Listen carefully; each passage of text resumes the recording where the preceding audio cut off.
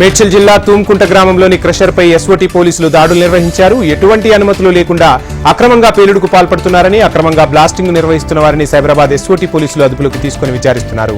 పేలుడు నిర్వహిస్తున్న క్రషర్ను అధికారులు సీజ్ చేశారు. షామీర్పేట పోలీసులు కేసు నమోదు చేసుకుని దర్యాప్తు చేస్తున్నారు.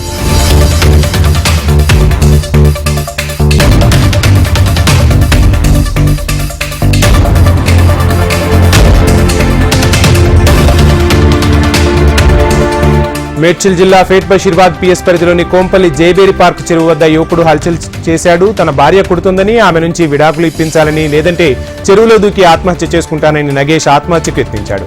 సమాచారం అందుకున్న పోలీసులు ఘటనా స్థలానికి చేరుకుని సమస్యను పరిష్కరిస్తామని హామీ ఇవ్వడంతో యువకుడు బయటకు వచ్చాడు. తన భార్య పిల్లల దగ్గరకు రానివ్వడం లేదని యువకుడు నగేష్ ఆవేదన వ్యక్తం చేశాడు.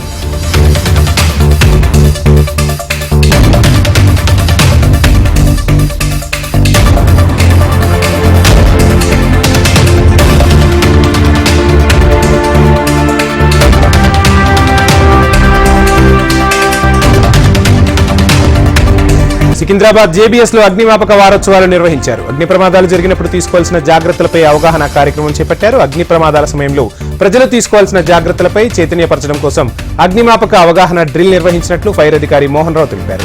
ఇక నగరంలో అగ్ని ప్రమాదాలపై సరైన అవగాహన లేకపోవడంతో అనేక మంది ప్రాణాలు కోల్పోతున్నారని తెలిపారు.